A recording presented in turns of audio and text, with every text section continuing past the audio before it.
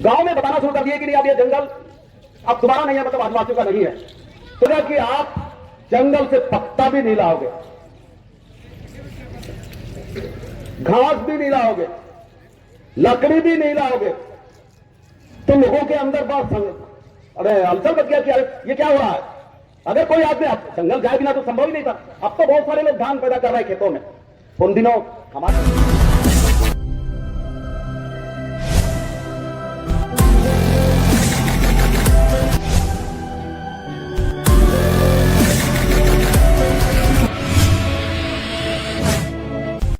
जल्दी अपनी बात यहां करके जाना चाहता हूं।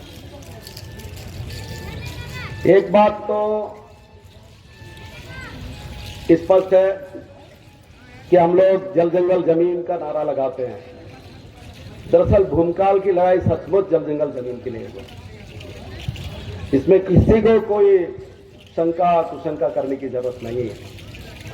जब भूमकाल का इतिहास पढ़ते हैं तो लगता है कि हम लोग आज जो आजादी के 75 साल आने के बाद भी क्या भूमकाल की वो जो भावनाएं हैं उनको हम लोग समझ पाए, जिसके लिए हमारे पूर्वजों ने इतनी लड़ाइयां लड़ी, बलिदान दिया, अपनी आहुतियां दिए। तो सच ये कि मैं एक दो घटनाएं बताना चाहता हूं। पहले तो एक कि आखिर भूमकाल हुआ क्यों, किस वजह से हुआ। देखिए 1857 की गदर के बाद से ही अंग्रेज सरकार पूरे देश में अलग अलग कानूनों से जमीन पर, जंगल पर, पहाड़ पर, नदियों पर कब्जा करना शुरू कर दिया। और वैसा ही 1968-70 में एक नियम आया और 18वीं सदी के लास्ट में ही वनों पर कब्जा करने के लिए कानून बनाया गया। और वो कानून इस तरीके का बनाया गया कि उसमें सबसे एक ही कानून तो बन गया, लेकिन जंगलों का दोहन करने के लिए, लकड़ियों का दोहन करने के लिए आंध्रा से और बाहर से ठेकेदार बुलाए गए। एक एक जंगल को ठेका दिया जाने लगा। और वो जो ठेकेदार है और कंपनी के जो कर्मचारी हैं, राजा के जो कर्मचारी हैं, इन लोग मिल करके गांव में बताना शुरू कर दिए कि नहीं अब ये जंगल अब तुम्हारा नहीं है, मतलब आदिवासियों का नहीं है। तुम चाहे इस बस्तर के अंदर हजारों वर्षों से रह रहे हो, लेकिन अब कंपनी की सरकार ने कानून बनाया और हमें ठेका दिया उस कानून के अंतर्गत, इसलिए ये जंगल अब हमारा है, कंपनी का है और अब हमको ठेका मिला है और इस पे आप नहीं जा सकते। इसका मतलब क्या? इसका मतलब है कि अगर हम लोग, अब आप बताइए एक छोटा सा उदाहरण, अब तो बहुत बड़े बड़े घर बन गए, अब लोगों के पास कपड़े भी हैं। उन दिनों कपड़े भी नहीं थे, इतने बड़े घर भी नहीं थे।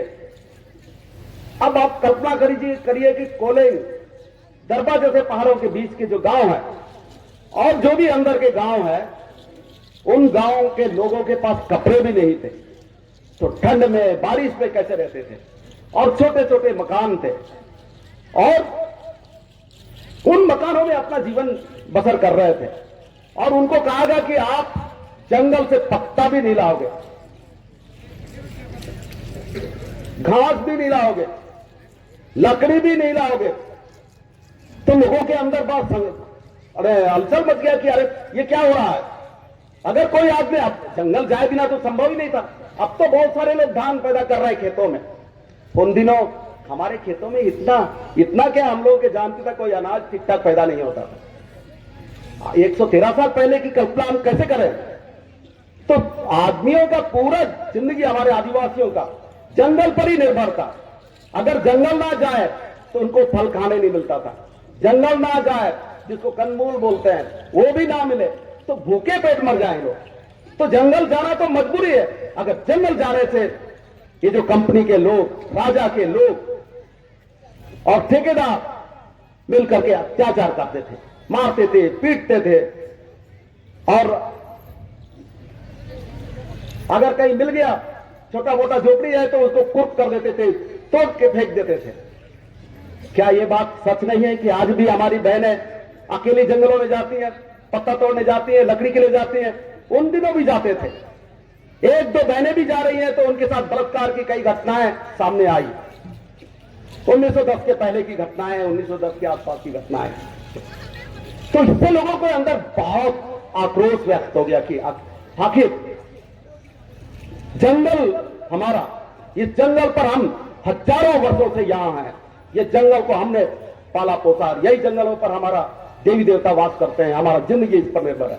और ये लोग अभी आकर के कह रहे हैं कि ये जंगल तुम्हारा नहीं है और उस पर जाने से हम लोग पर अत्याचार कर रहे हैं। ये कैसा हो रहा है?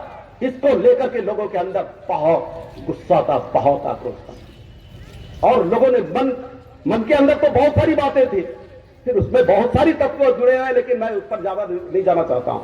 लेकिन सच है कि ये कुछ ऐसी घटनाएं जिसके वजह से लोगों के अंदर भारी आक्रोश हुआ, भारी आक्रोश। और फिर दूसरा वजह क्या था?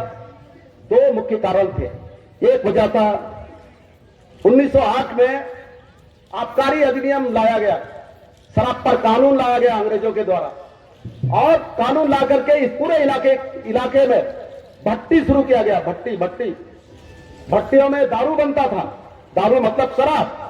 और ये इतना कर दिया गया, ये ऐलान कर दिया गया, प्रचार कर दिया गया, मुनादी करा दिया गया कि अब कोई भी आदिवासी, अगर आदिवासी का मतलब है, मेरा कहने का मतलब है कि आदिवासी मतलब इस बस्तर के अंदर जो लोग भी रह रहे हैं, चाहे वो मारा हो, दाकर हो, कलार हो, रावत हो, ये सब आदिवासी हैं। वो भले एसटी नहीं है, उनको एसटी की सुविधा नहीं मिल रही हो, लेकिन ये आदिकाल से आदिवासी हैं, ये आदिकाल से यहां रह रहे हैं, इसलिए आदिवासी है। मेरा आदिवासी कहने का मतलब है कि ये सब मूलवासियों से है। तो मैं कहना यह चाहता हूं